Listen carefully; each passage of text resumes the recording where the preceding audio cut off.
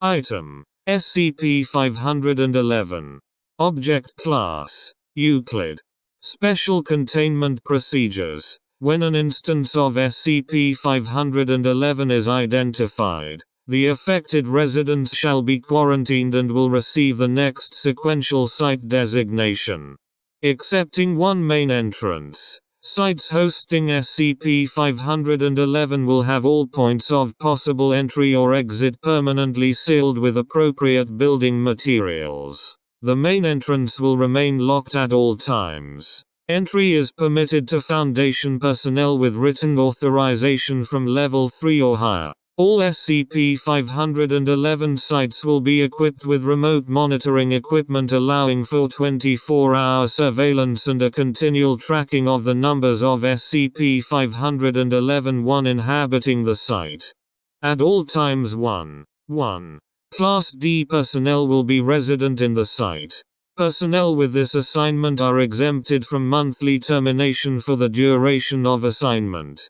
Candidates for this assignment shall be exclusively drawn from a population of postmenopausal women with a global clinical dementia rating of 2 or greater. Note: due to the exclusive nature of this population, O5 has approved recruiting from local hospice and/or nursing homes if necessary. Ref. Incident I-511-11. The population of SCP-511-1 within a site must remain within an optimal range of 52 individuals. Below this range, adult Felis domesticus should be introduced to the site to increase population to minimum levels. If population exceeds individuals, it must be culled immediately. Any SCP-511-1 found outside the containment site shall be euthanized and the remains incinerated. Any biological material leaving the containment site for testing will be handled in accordance with standard protocols for a Level 4 biohazard. All specimens are incinerated after testing is complete. Before coming in contact with any material from the containment site, personnel must be inoculated for influenza, hepatitis A, hepatitis B, tetanus, tick-borne encephalitis, and full medical workups are mandatory on a bi-weekly basis for personnel working with SCP-511. Description: instances of SCP-511 typically occur within residential structures with a block or stone foundation that includes a basement or crawl space. All attempts to remove an instance of SCP-511 from such a residence have proved ineffective. Ref. Interview 511-A. SCP-511 is always found associated with a colony of feral Felis domesticus, common domestic cats. Members of this colony are designated SCP-511-1.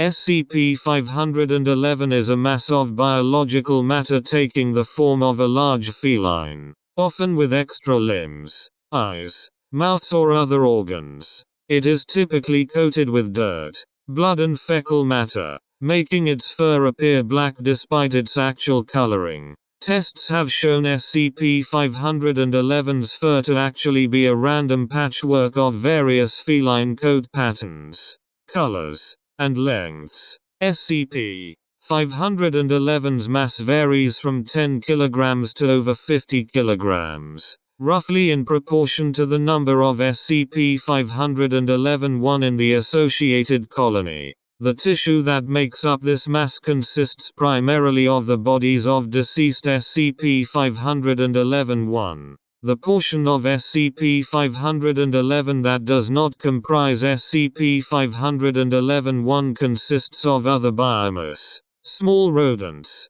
various plant materials, insects and insect larvae, black mold, a human, data expunged. Incorporation of dead tissue into SCP-511 does not appear to slow the normal process of decay. Different areas of SCP-511 undergo different stages of biodegradation at any given time. Some areas show little more than lividity, while other areas may show active carrion insect infestation. and some areas may even show liquefaction of tissues. Note: researchers have described SCP-511 making a purring sound. Tests have shown this sound does not originate with SCP-511, but is actually the sound of insects, most often blowflies, trapped within its mass. Dr. A.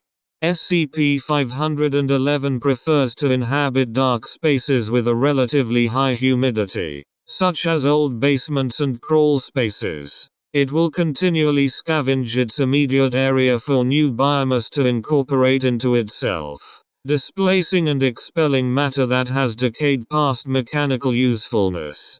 Examples of SCP-511-1 resemble ordinary Felis domesticus that have undergone extreme neglect. They display a body condition score of 2 or 1, regardless of the amount of food available. Ulcerated skin is common, as are parasitic infestations, tumors, and various viral and bacterial infections. SCP-511-1 are known carriers of a particularly virulent strain of atypical SCP-51 shows no interest in grooming itself, and has patchy and matted fur. It is unclear to what extent the physical condition of an SCP-511-1 is a result of the influence of SCP-511, and to what extent it is due to suboptimal living conditions. Several observations have been made of an SCP-511-1 retrieving biomass from elsewhere and bringing it to SCP-511 to be incorporated.